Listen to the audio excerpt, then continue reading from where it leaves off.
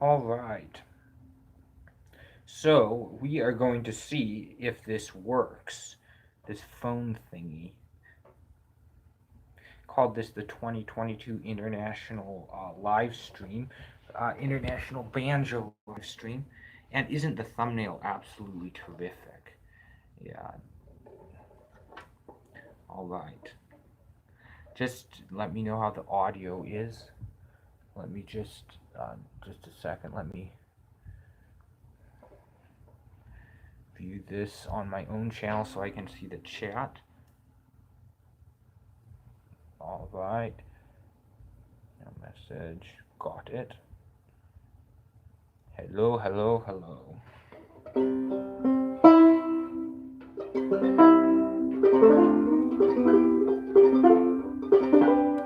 Just let me know how the audio is doing. If I need to move further back, forward, sideways, whatever.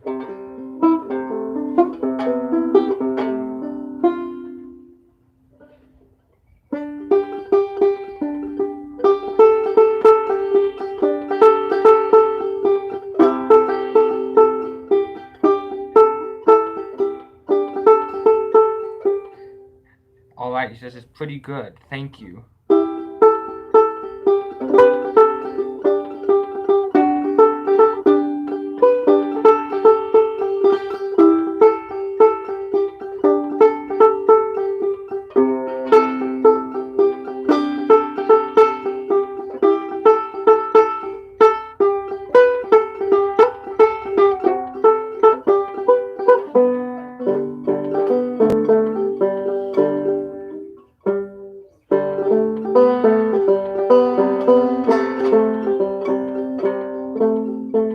Anyway, yeah. And any requests is still within the 12 days of Christmas. So you can definitely ask for Christmas carols. And the good news is the 12 days of Christmas ends the 6th, but the Julian calendar's 12 days of Christmas starts on the 7th. So you get even more Christmas. But we don't have to stick to Christmas carols. Let's see. I'm in C tuning right now, and I was working on a few songs. Oh, yes. One of the songs I was working on was one called SOS, and there's a singer by the name of, and I apologize in advance for the pronunciation, but because I'm probably going to not do it correctly, but Dimash Kudibergen, I think is his name, and he's kind of famous right now. Let me put it this way. I was trying to arrange the piece for banjo, and I'm in C tuning, which means I'm going from this really low C all the way up to whatever this note is. And it's not, let's see, that note right there. And his voice goes lower than my lowest string on open and higher than my highest string on the highest fret. So that doesn't work. So I'm going to try the next best thing. I'm going to just do part of it right now. I'm still working on arranging it because I think while I'm not going to attempt to replicate his skill, I think the tune might go good on banjo. So I'm going to do, I did it a half step higher than he did so I could use my lowest string.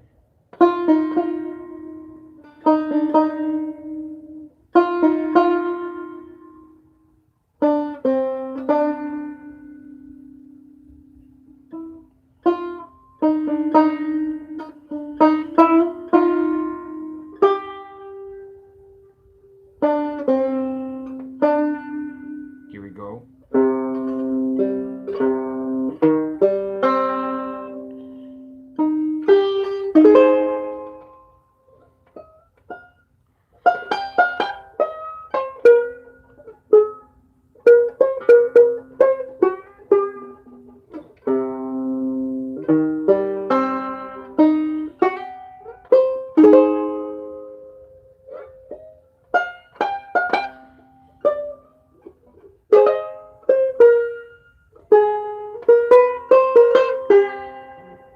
That's about all I know. And I'm still working on getting this up here all nice and clear.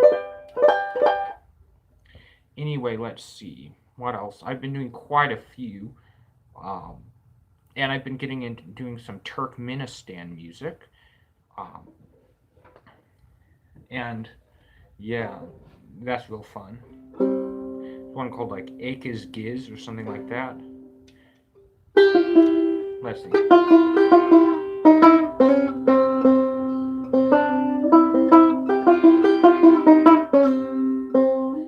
Hey, mommy.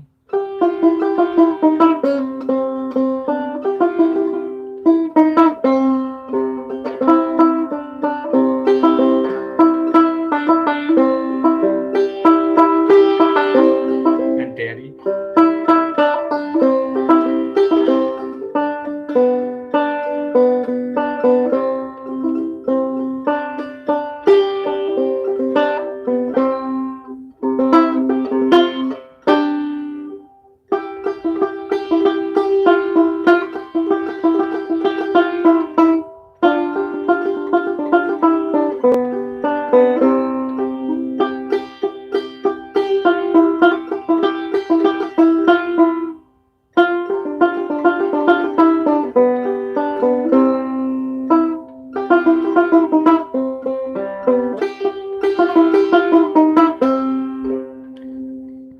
Something like that.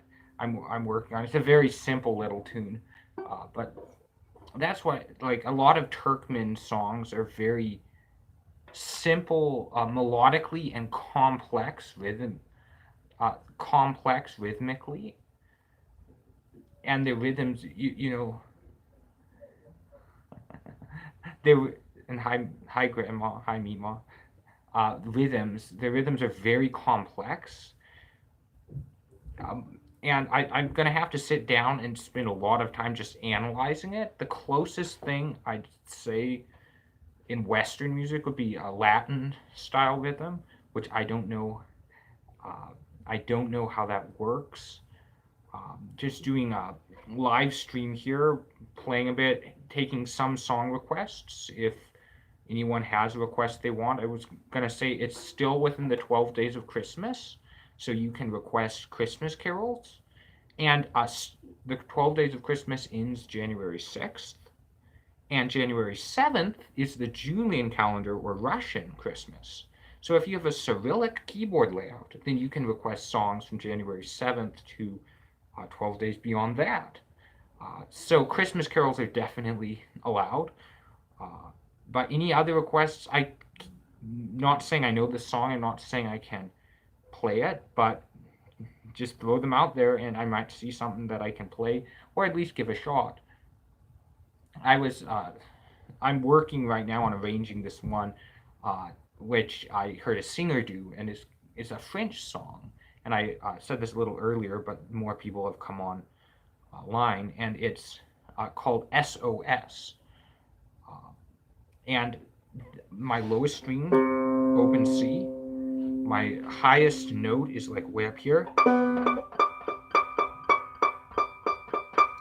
And I can't really arrange the song the way I heard it because the singer starts a half step below my lowest string and goes up above my highest fret, which is an astounding range, and which is why he's kind of famous.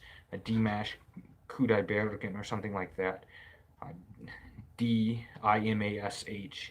Look that up, SOS, and then he'll come up. But he actually isn't the first to do that one.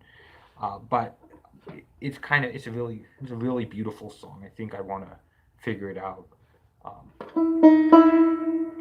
No, that's wrong. Let's do this properly.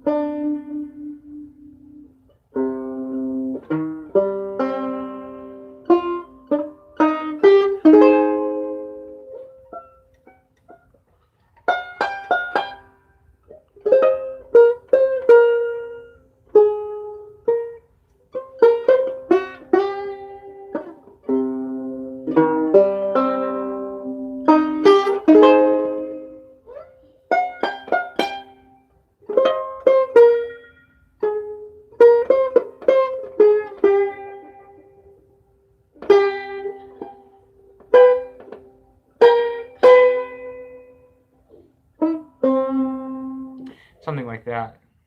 Oh, and Lillian's on there too. Wow. So a lot of the family and some of the other YouTubers, uh, like Outdoor Jack, who runs an outdoor channel, and there's a lot of different people watching. YouTube only says, "Oh, do you know any Asian Christmas songs?" Ooh, that's a good question. In Asia, that's a really good question. It's kind of funny. Asian New in some countries in Asia, their New Year's Day celebrations include Christmas trees, and have like references to Santa Claus and that kind of thing. Why is that? Well, it's because Russians do Christmas January 7th, but for some reason they're still doing, like, they're starting the year on the new calendar or whatever. So it's kind of funny. New Year's happens before Christmas in some areas. I don't know. It's kind of complex. But in terms of Asian Christmas songs, if anyone knows any, please feel free to comment. I guess I guess I don't know if the Middle East counts as I don't know if the Middle East counts as Asia or not. Because obviously there's songs that sort of have that Middle Eastern sound, you know.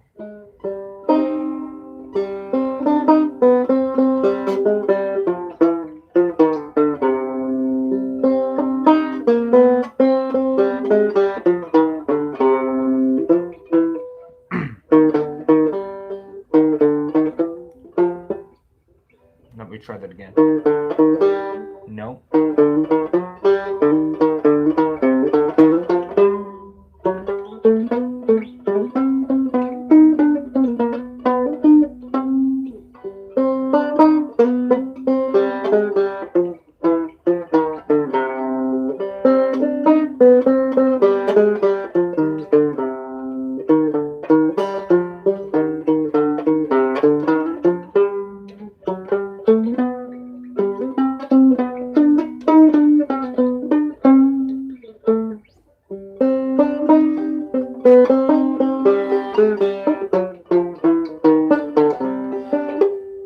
Anyway, that's my attempt at doing a bit of the Golden Carol of the Wise Men, which of course has an Eastern sound. Of course, there's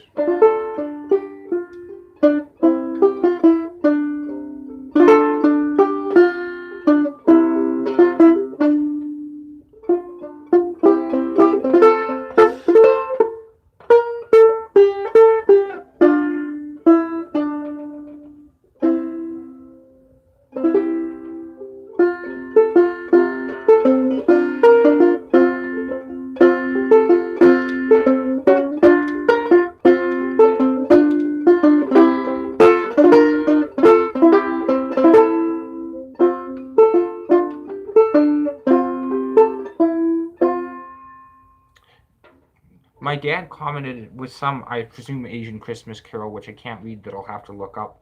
And then Big Boy Llama asked, do I know Fur Elise? Kind of.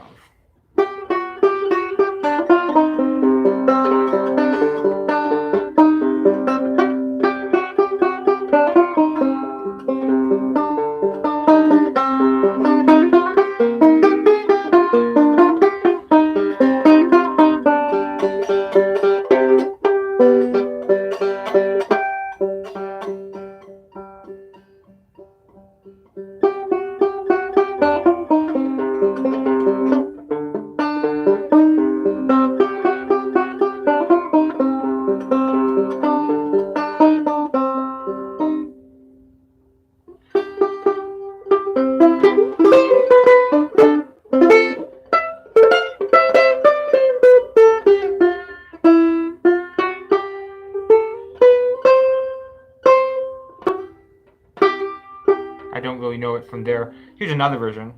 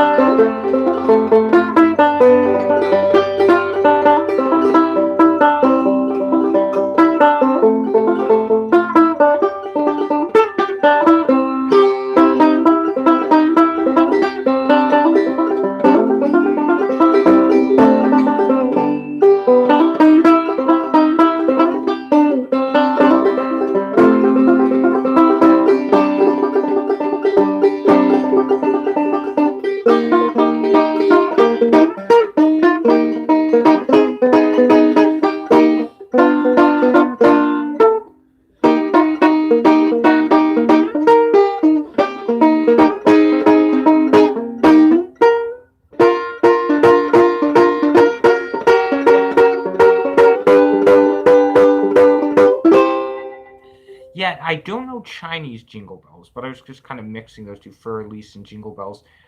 Chinese, it would probably use the pentatonic scale, which is.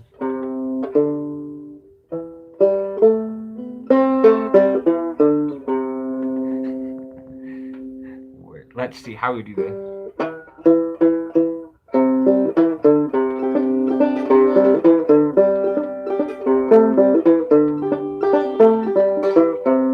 I don't know.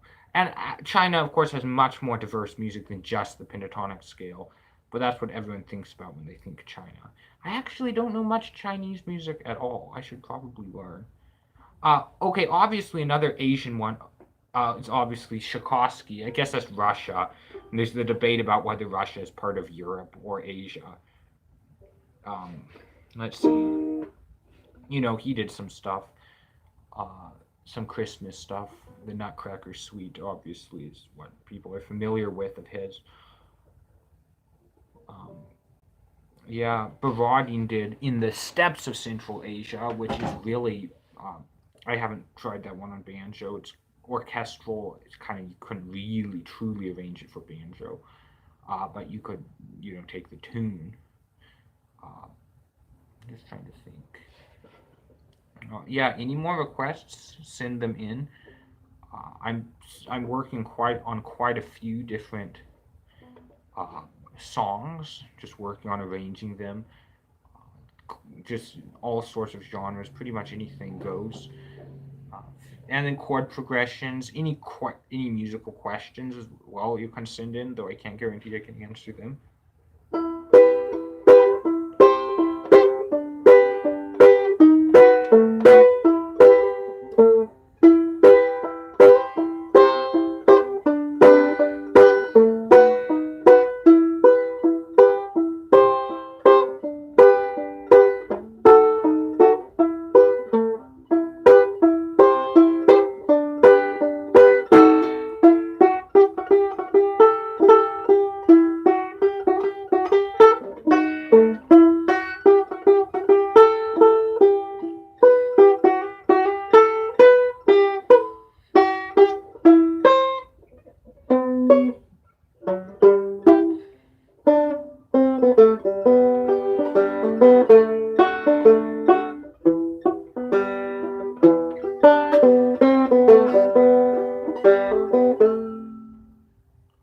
Oh, all right. Someone asked for Loberde, and they're spelling it Gaelic. Um, and I bet that's my little brother's asking for that. It's spelled actually, it's two words. You have it three, but it's Loberde, Loberde. But they say Loberde, and that pause makes it almost sound like Loberde.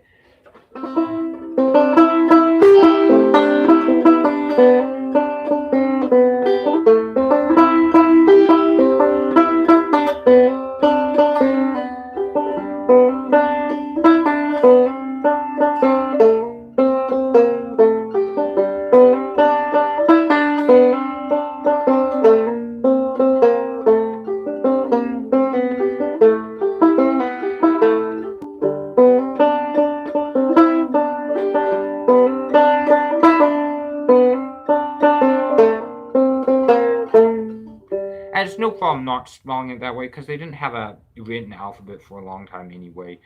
Uh, and, I misspell things all the time. Let's see. Yeah, that one is kind of it's Kurdish music, and of course there's that Kurdish rhythm in the background, which I really wish I could replicate. But they have an instrument they use a lot called the jumbus, which actually one of my viewers uh, who from a Kurdish background uh, told told me about this instrument, the jumbus, and it basically is a banjo, but it's like a cross between a oud and a banjo. So Kurdish music really goes with the banjo.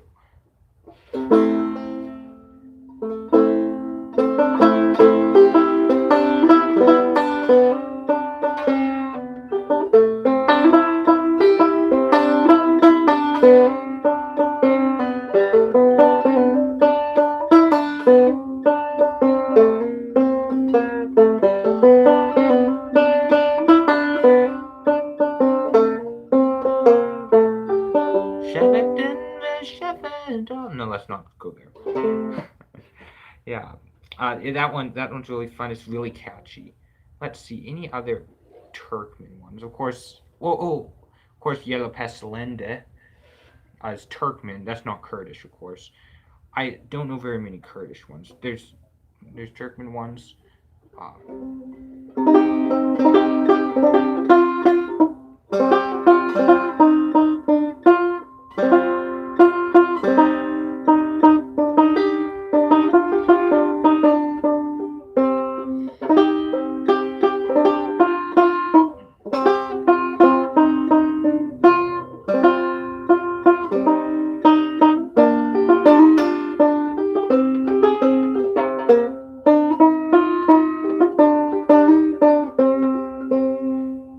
have you done a rendition of the 12 Days of Christmas Bluegrass style yet?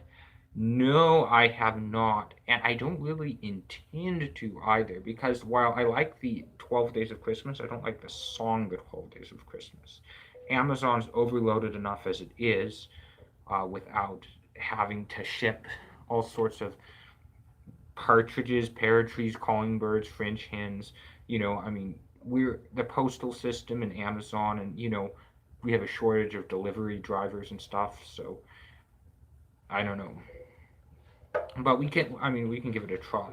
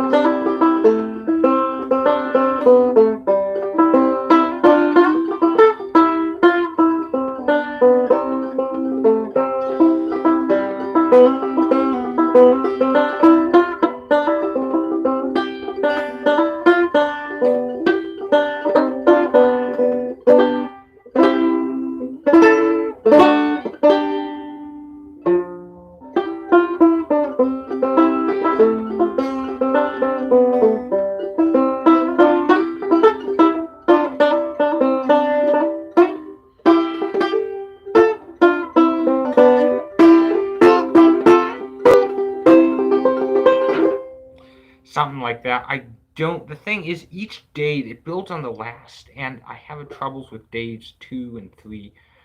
I'll sometimes have to listen to the song and arrange that. Maybe in the next 5 years or so. Uh, okay, yeah. Let's.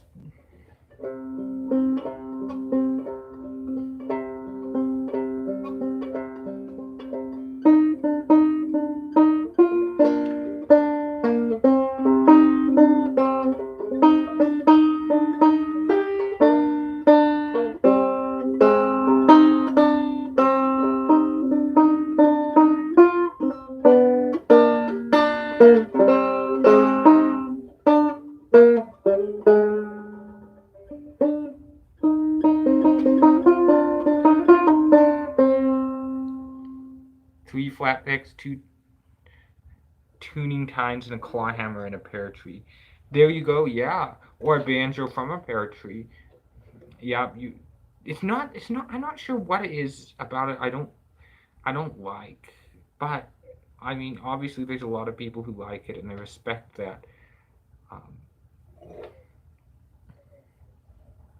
I don't know. Yeah, I think it probably pioneered the modern style Christmas carol, where kind of our modern Christmas carols are about like either about like gift oriented relationships, uh, or like social gatherings seems to be the two main themes of modern Christmas carols, with obviously the few exceptions. Uh, and I mean, that's kind of a polite way of summarizing it. I don't know. Let's see. Yeah, that's kind of, I think, a polite way of summarizing it. Gift oriented Christmas carols. Just trying to, like, if you just throw out modern Christmas carols, just throw out some names like immediately, you'll see that, you know.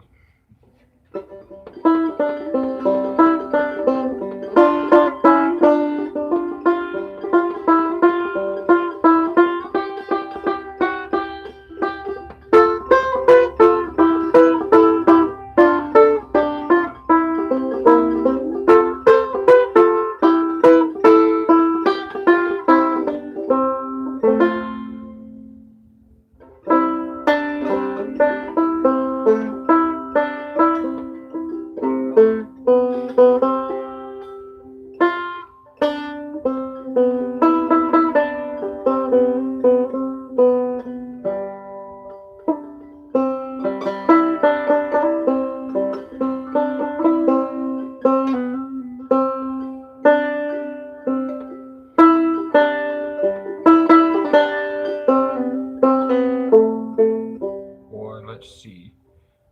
I don't know how this one goes, but like one of the textbook examples of the modern Christmas carol, which I like to pick on, is "I Want a Hippopotamus for Christmas." And okay, the guy hit whoever wrote it hit a home run with the title. But it's that sort of thing. It's about all the stuff I'm gonna get, or all the people I'm gonna see. And a lot of people, in today's culture, Christmas. What does it mean really? Because a lot of people, yeah, like what does it mean? And so they're trying to find a meaning for Christmas that really works for today's culture. Because there's the whole Jesus is the reason for the season thing, but that's not really for a lot of people the meaning of Christmas. And while I think that should be the meaning of Christmas, and for me at least this year that was the meaning of Christmas, very much so, and everything else was just everything else, you know, just kind of the side thing for me. It was really the big thing this year. I think it's kind of dishonest to say that's the case in American culture today, at least judging by our Christmas carols. So I think it's more of, people have to have holidays. We have to have times to do nice things and give gifts and see family. And Thanksgiving was kind of like that a little bit. And I think that's sort of replacing in terms of the seeing family thing. But still, Christmas is kind of what it is for America. And so as a result, we just have a lack of good Christmas carols, is what I'm trying to say. I don't know how to play it, but I think we do have some religious ones that have come out, like Mary Did You Know, I think is a relatively modern one that's at least somewhat oriented toward the religious aspect of things. There's some big name songwriter who, well, like a couple big name songwriters that everyone's heard of who wrote a Christmas Carol recently. And let's see if I can. I was looking at it the other day, and it was kind of. It wasn't like. Uh, it wasn't bad or anything, but it just was like, that's your Christmas Carol? Like, okay, I was kind of disappointed. Won't name names. I won't name names. Let me just see if I can lift some lyrics of it.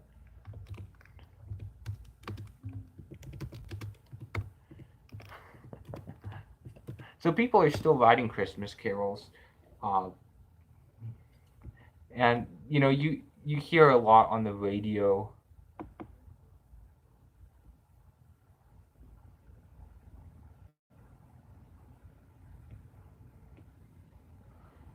Yeah, it's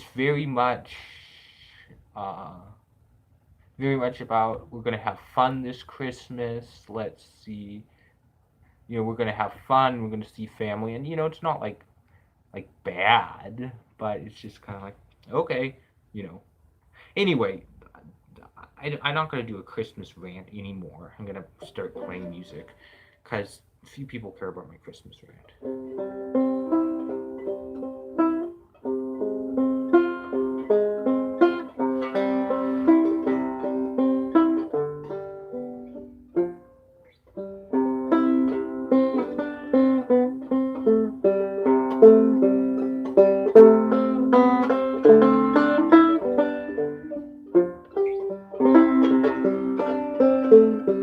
So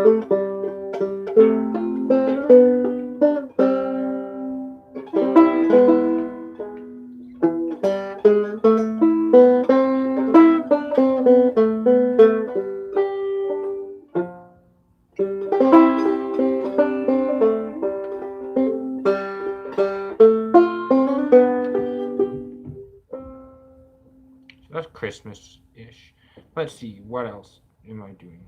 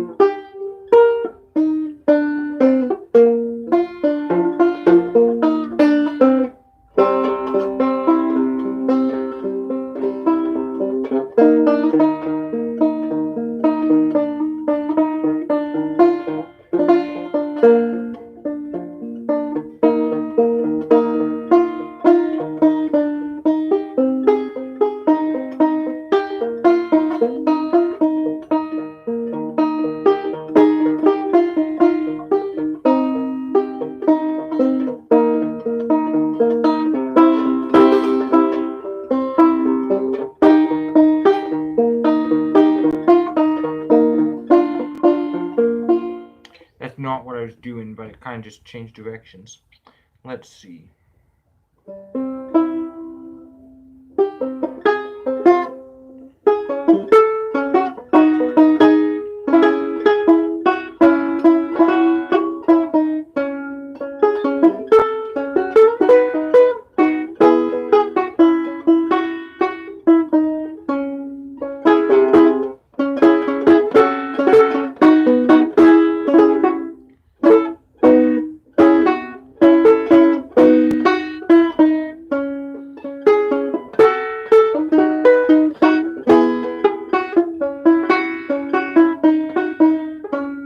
So that's a minor chord progression. But there was one request earlier for a piece of classical music, so I think I know some classical.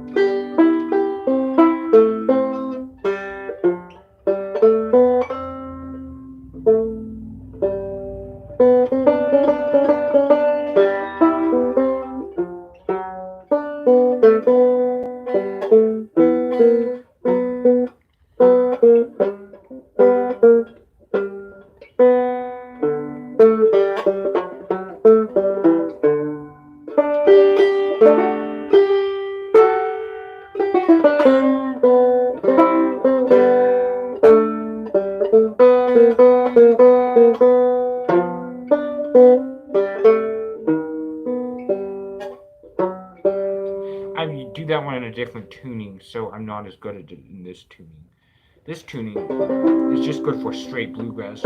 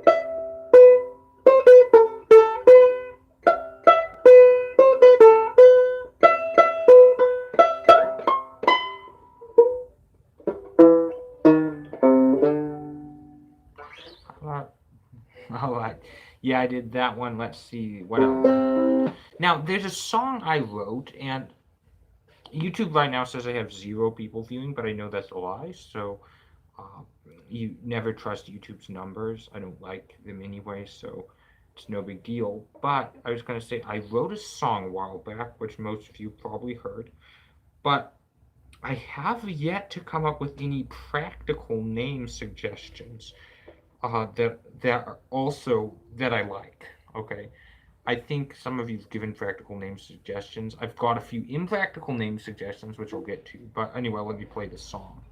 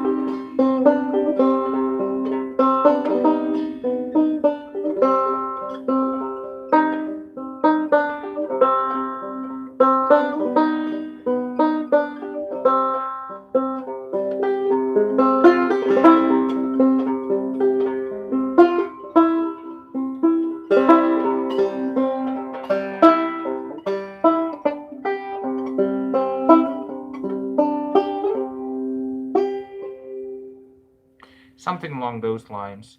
And I've gotten various name suggestions, which are okay.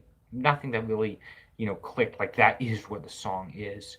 I will say, the other day I was playing it for someone and they said, "Boy, it really sounds like a song about a girl," and it was not about a girl. But they told me, you know what you should really do is you should name it after whatever girl you're trying to impress and tell them they wrote the song for you. And I thought that was really good long-term relationship advice. But I'm not doing that. Don't worry. Someone suggested, it's like Rainy Mountains, but a little sorrowful, and I think that's really a good way to look at the piece. Uh, I'm not sure. I was thinking about mountains or rain per se. Maybe water was involved. I can see where they get that, but here's the thing. That's sort of the kind of the statement, the question, and there's a restatement, and that's neutral, okay, emotionally, and then here's the answer.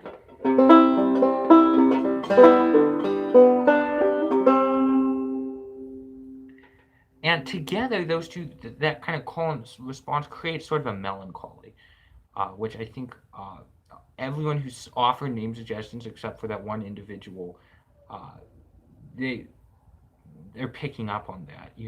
He actually picked up on it too. He was just giving me a hard time, which, yeah, just giving me a hard time. But anyway, yeah. What? Anyway, though, yeah, that one. There's kind of that call and response, and then the middle part was just music theory.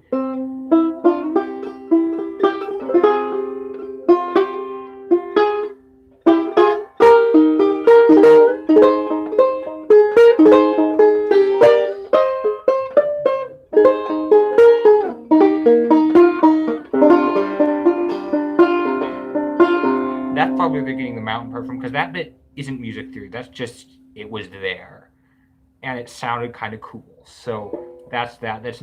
There's music theory behind it, I'm sure, but nothing I was conscious of. It's just like, ooh, that sounds cool. So I guess if we did want to be theoretical about it, here I am in starting on the key of flat major, E flat. I want to resolve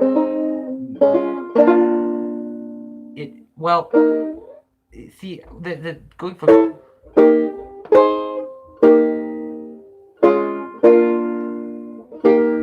wants to do a B flat, then to an E flat. So it's key of E flat. But so in order to get it from key of E flat to the key of C, takes some work. And so there's of course one way you could do that. You could just go around the circle. So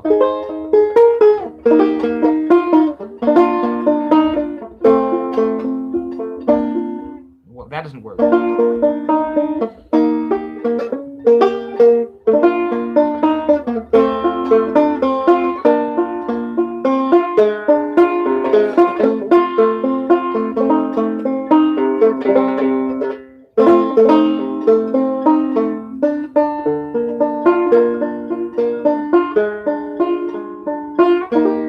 Let's see. Except no, that's going the other way. So I don't know. But one way you can definitely transition from key of E flat to C is by this chord. And the nice thing about this chord is it's a muddy chord. It's the C, G, so it's a C, but it has a D, so that's a C suspended second. C suspended second, and it has, what is this? Let's see. 1, 2, 3, 4. C suspended second fourth.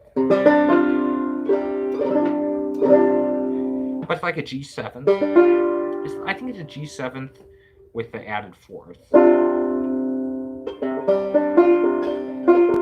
Anyway, yeah, so, and that chord is my favorite chord of the whole piece. It's just there for music theory. Let's see, what else?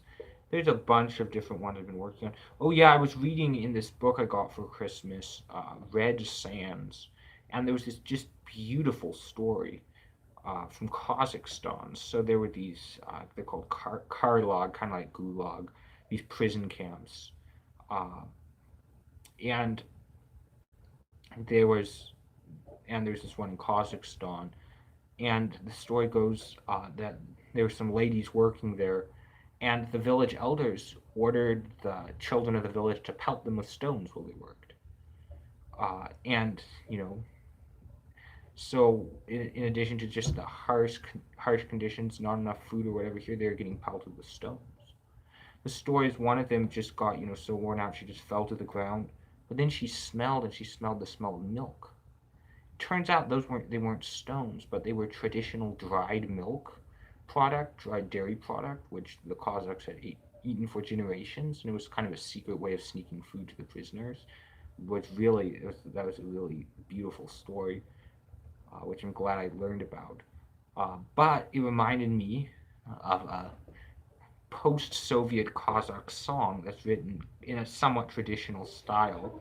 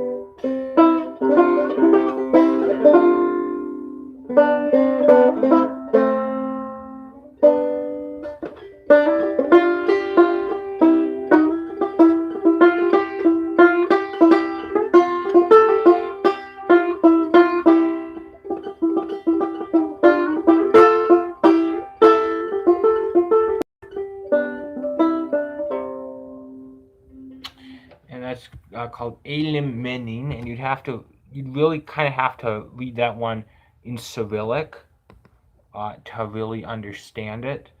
To really be able to find it. You'd have to read it in Cyrillic, Cyrillic. But Elim means my land, my homeland, uh, and it's a kind of roughly about how they're happy they're free from the Soviet Union. Kazakhstan kind of has a complex relationship with them, in my understanding. Other people are more knowledgeable about that than I am. But anyway, the Kazakh nationalists find the Soviet Union as sort of uh, very important historically to sort of distinguish between them. Anyway, yeah, I'm gonna probably end this one pretty soon. Just this sort of impromptu live stream. Nothing terribly significant on here. Just a few songs. Just trying to think.